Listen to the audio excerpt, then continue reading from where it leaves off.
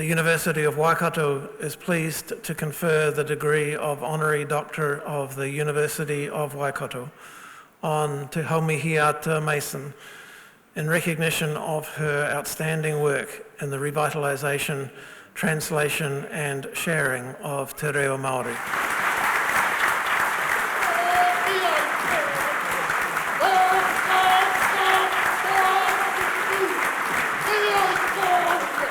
Kei te harikoa taku ngākau.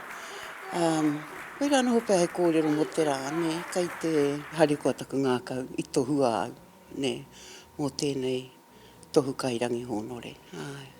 Te Haumihiata Tūhoe Te Arua Ngāti Pango has spent her life devoted to te reo Māori. Her formative years were spent in Ruatoki, in a community where only te reo Māori was spoken. He wahine I pakeke mai ai I te taha o te ahi o nā pakeke no roto mai o Ruatoki, ko tērā ahi I haria mai e ia, kia whita mai ai ki roto I o mātou ngākau, ki roto I o mātou hinengaro.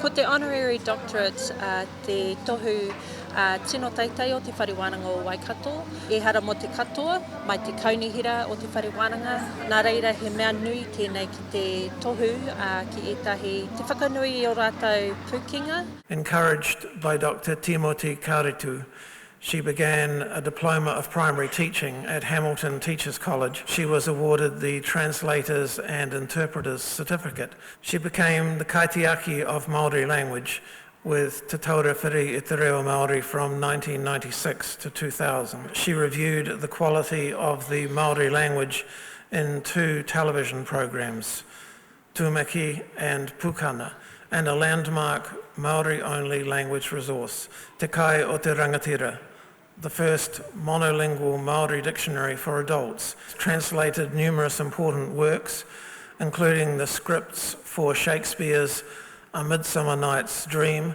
and Romeo and Juliet. She was the Māori language consultant on the feature film Muru. In 2023, Te Haumihiata was appointed an officer of the New Zealand Order of Merit for her services to Māori language education. Kuia tō mātou kaiako, I te wā I tai mai ahau ki konei, toru te kau mā 5 tau ki muri, kuia te kaiako I a mātou I tērā wā, he wahine taikaha, e tū kaiako nei mātou I ēnei wā, e tū ahorangi nei mātou I ēnei rā, I runga I āna tohu.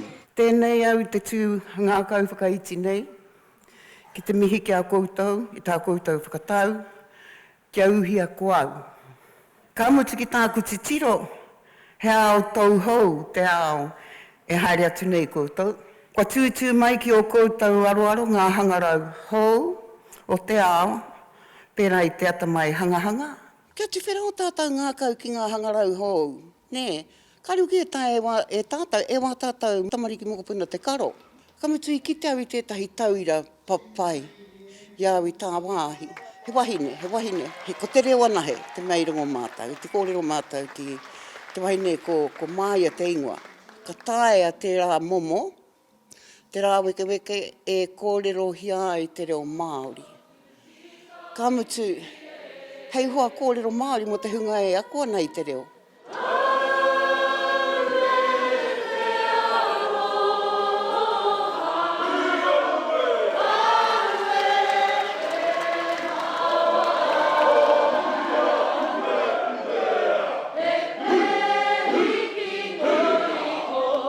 Ko mahi, kua rītaia ahau. Nō reira, ko mau ko te tari, ka nui tērā. Ki te tuhi tonu, te whakamaori tonu, I e tahi kōrero, ne? Ki te mahi tonu I ngā mahi kua roa mahi ana.